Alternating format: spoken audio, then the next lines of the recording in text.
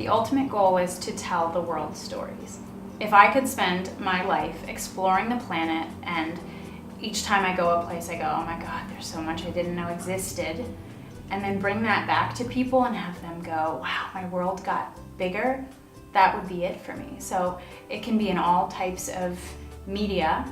It could be writing, photography, hosting, producing. But at the end of the day, I'd like to make the world a place that is more accessible for everybody. For me, I don't see that point coming. I think one of the keys to what's going to help make us successful is we're just always going to be striving to be better and grow it bigger and grow it to be more successful. I don't think we don't have an end goal of let's sell this thing at this point, or let's once we've been in all the grocery stores, we've reached the top. I think it's continually trying to get better and better with what we're trying to do. I will call you before I go on the air and tell you this is success. I promise I'll do that. That I will host and be the musical guest of Saturday Night Live. Okay. That is success. I've wanted to do this for years. So I think personally, my end game is that I have a really, really exciting life and a company that I'm really passionate about. My business partner, Tyler, actually pointed out at one point that he had gotten into wine and into this business because he really wanted to combine travel and always have a life that he was traveling. And I think I inadvertently did that with my first company, that it was focused on adventure, and then was kind of really excited to stumble into this opportunity. But I think that, being able to create a life that you're constantly excited every day when you wake up, you feel like you're working on challenges that are really gonna move forward, and you genuinely get to do really cool things and go on great adventures. I was really lucky this year. I did a lot of finagling, but was able to go on a trip to both Argentina and Chile to visit some of the wineries that we work with and see a friend, and I was able to use miles and do the whole thing for not that expensive.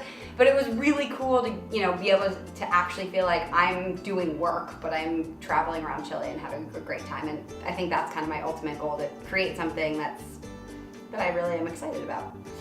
The next future of the site is just to continue to become the internet's leading sound marketplace and have people connecting. My goal is to connect the next John Williams with the next Steven Spielberg, or providing sound for projects all over the world. Well, I definitely see myself in Silver Lake still. I love Silver Lake. I'd like to buy a house there. And also in Northern California, where I grew up, where my family and older community is. And I'd also like to open a space in Silver Lake that is storefront, art gallery, music event space that really brings community together, is really a vibrant space, and that I can also have classes in, and then continuing to do retreats and teaching.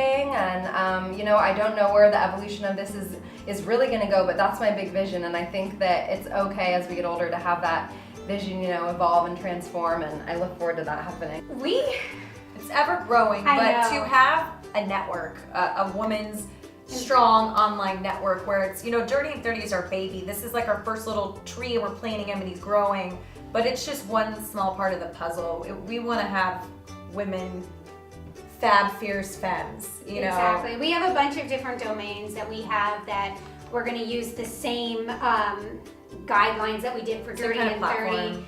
And also, to not just be in the digital space, which we're not just in right now, but writing books, on shows, and just inspiring women to speak out and be who they are. That's really what we want to do. Love it. And maybe one day make some money on it. Money for now.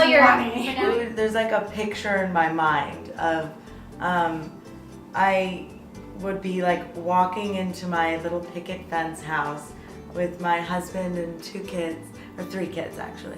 Hair blown out, I love a good blowout, high heels, and coming back from an office that's extremely colorful and has other young women working towards the penny chic mission of, product line and book and all show and all these other things, but having that balance of a happy home life and happy work life and being fulfilled by both, and also being a very active, involved mother as well as CEO.